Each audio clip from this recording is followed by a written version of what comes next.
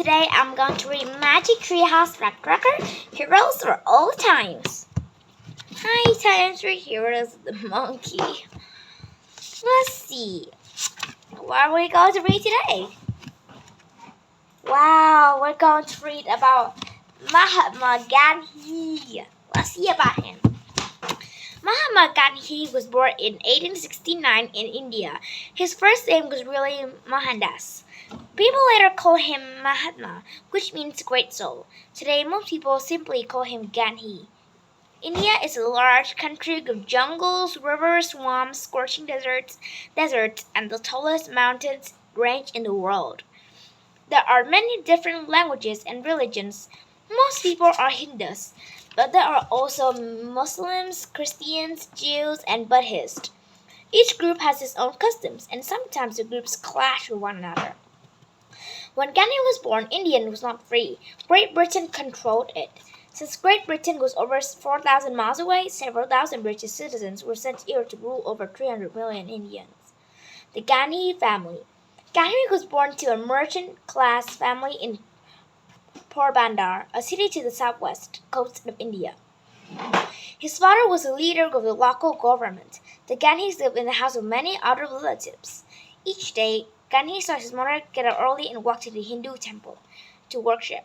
At home, he often saw her praying and fasting. Boyhood. Gandhi was a shy, skinny boy with big ears. He wasn't very brave. In fact, he was scared of things like ghosts and snakes. Books and scrolls only as his real friends. For fun, he liked to walk alone in the countryside. Since Gandhi was also always afraid of bullies, he raced to school each morning to get there just before the bell rang. The minute school was over, he dashed back home.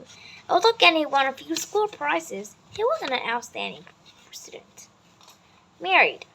It was an Indian custom for families to plan early marriages for their children. And he got married when he was just 13. His wife, Kasturba, was the same age. He said that he and Kasturba knew nothing but how to be married. They enjoyed the wedding celebration because they could wear the new clothes, eat sweets, and play with their relatives. Kasturba thought it was very funny that her new husband slept in the light because he was frightened of the dark. Gandhi the lawyer. Gandhi's family wanted him to become a lawyer. By the time he was 19, Gandhi was already the father of a baby son.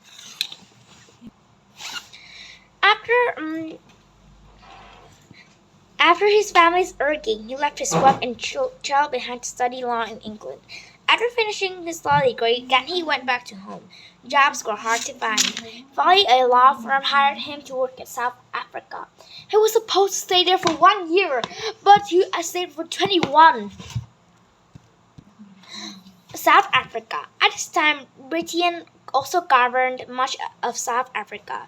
There were more than 100,000 Indians living there along with the native black South Africans. They worked on farms and in sugarcane fields. Like black South Africans, most Indians were poor and powerless. They couldn't vote and paid an unfair share of taxes. Because Gandhi was an Indian, a man once refused to sit in the same train car with him. When Gandhi would not move, the conductor threw him off at the next station. Gandhi shivered in the cold waiting room all night. This act changed his life forever. Later on, he vowed to fight for civil rights in South Africa. Ew! Gandhi didn't believe in violence or anger. He felt that love and truth were powerful enough to make great changes. He called his beliefs Satyagraha. Satyagraha. Gandhi planned to fight with Satyagraha, not bullets. Gandhi led Indians in South Africa in protesting unfair laws and other injustices. They were often attacked and beaten. Gandhi spent time in jail. Some people were even killed, but Gandhi and his followers never fought back. Gandhi returned home. It was 1915 and he was 45 years old. India. Gandhi wanted India to be a free country. To make this happen, he began by asking people to boycott products by Great Britain. The government often made Indians buy British goods instead of those that could be made in their own country. It was possible the boycott could hurt British business. But Gandhi's main hope for the boycott was that Indians could feel proud and they could live simply and use only those things that they made themselves. Gandhi walked from village to village spreading his message for peaceful change.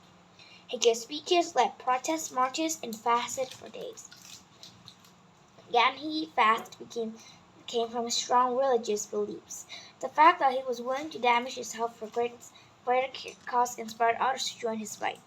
At times, the fast made him so weak that he could hardly stand. As the movement grew, Gandhi organized strikes and urged stores to close to protest unfair taxes.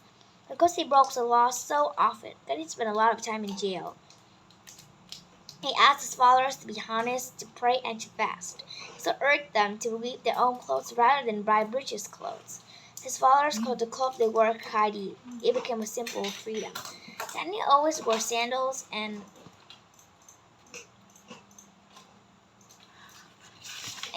a simple loincloth that he could wove himself. He carried a walking stick and threw a shawl over his shoulders. Salt March. In 1930, Gandhi planned the biggest march yet to protest the high taxes that the British had put on salt. Salt is important for helping the body cool itself down. So hot that Indian people need their diet to stay healthy. Because the tax most Indians couldn't afford it. Gandhi and 78 men set off to march 140 miles to sea in Dandi. As they walked, they sang and welcomed other men who joined them along the way. Villagers lined the roads, beating drums and playing cymbals to encourage them. 24 days later, Gandhi led thousands of marchers down to the sea.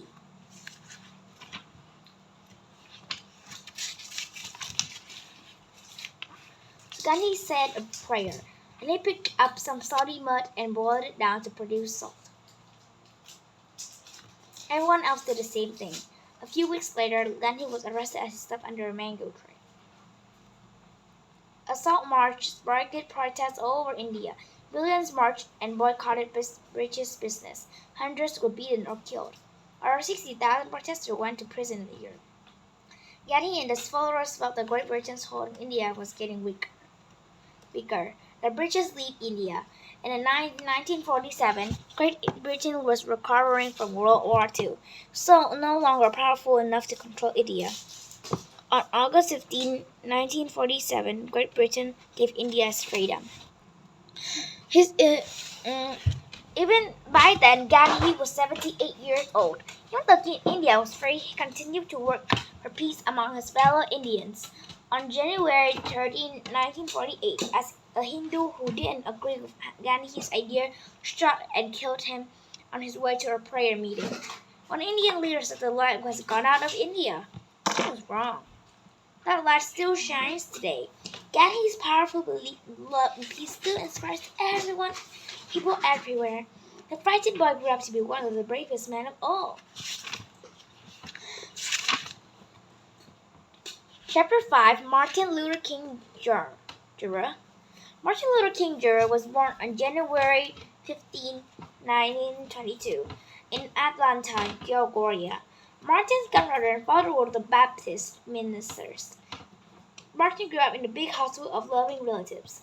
His mother, Alberta, had been a teacher. When he was 5, she taught him to read. Martin's parents raised their children to treat everyone with kindness. Separate world. Martin grew up in the time of segregation. And black people don't have the same rights as whites. It was especially true in the South, where most blacks lived. It was against the law for black and white children to go to schools together. Black people couldn't eat in the same restaurants or sit in the same part of the movies theater as white people. And yes, a black and white couldn't even drink out the same water fountain. When black people rode buses and trains, they had to sit in the back or stand so whites could have seats. School days. Martin was such a good student and skipped several grades. He entered Morehouse College when he was only 15 years old. During his college years, Martin began to read the writings of his great thinkers, including Gandhi. The work inspired him to become a minister like his father and grandfather. When he was 19, Martin went to study in Pennsylvania. Pennsylvania. When he was there, he continued to read about Gandhi and study his belief in Satyagraha. Martin later said that Gandhi taught him how to conduct his own fight for civil rights. Martin continued his studies in Boston and met Coretta Scott, who was also a student. They married in 1933 and later had 4 children. The couple moved to Montgomery, Alabama, where Martin was offered a job as a minister. The struggle begins. On December 1955, a black woman named Rosa Parks refused to give her seat to a white man on a Montgomery bus. She was arrested and fined. When the black activists in Montgomery heard about this, they organized a bus boycott, and Martin became its leader. Because most blacks couldn't afford cars, buses were the only way they could easily get around. But for a year, black walks carpooled and rode bicycles instead of taking the bus. The boycott caused the city to lose money. The boycott became big news across the nation.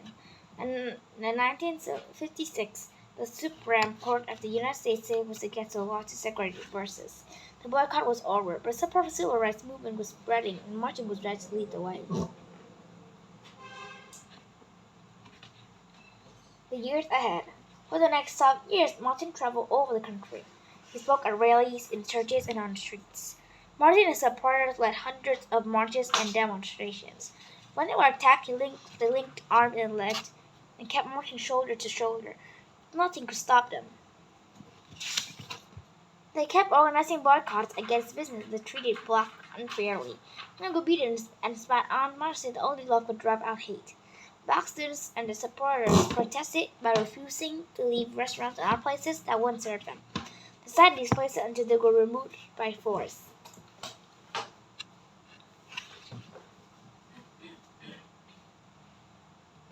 These actions were called sit-ins. Volunteers, including many college students, went south to help blacks register to vote. Many were beaten, attacked by police dogs, and sprayed with fire hoses. Some are even killed. Many and his grandson time in jail, but they never gave up. I have a dream. On August 28, 1963, Martin gave one of the most famous speeches in the American history. It is called I Have a Dream speech. Over 200,000 people gathered at the Washington Monument for March the Lincoln Memorial. When Martin started speaking, people knew they were hearing something great, something that will never be forgotten. In his speech, he told them that he dreamed of a world where people wouldn't judge by the color of skin but the way they act. He said he dreamed of a world where black and white children could hold hands together and see each other as brothers and sisters. Martin closed by calling out for justice and freedom. By 1964, Martin won the Nobel Peace Prize. The money went to support civil rights causes. For the Civil Rights Monument, Congress passed several important laws. The Civil Rights Act of 1964 made segregation illegal over the country and also made it against the law to keep someone from getting a job because of their race. The Voting Rights Act of 1965 said that states could make laws to keep black citizens or any other citizen from voting. Martin's death. Well, on April 4, 1968, Martin was in Memphis, Tennessee to march with striking garbage workers. At 6 that evening, he was standing in a hotel balcony. So the shot rang out and Martin fell. He died an hour later. He was only 39 years old. Martin's coffin was carried to the streets of Atlanta on a wagon pulled by mules.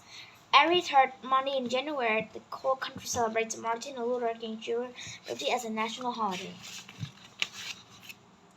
Rosa Parks. On December 1, 1955, Rosa Parks took a Montgomery City bus home after working all day as extreme stress. When the bus filled up, the driver ordered her to give her seat to a white man. Rosa, who had been a long-time worker for civil rights, made a brave decision. She knew if she stayed in her seat, she'd be arrested for breaking the law. Rosa refused to move.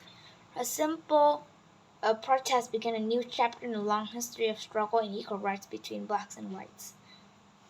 The police took Rosa to jail and fined her $14. Rosa kept fighting for civil rights for the rest of her life.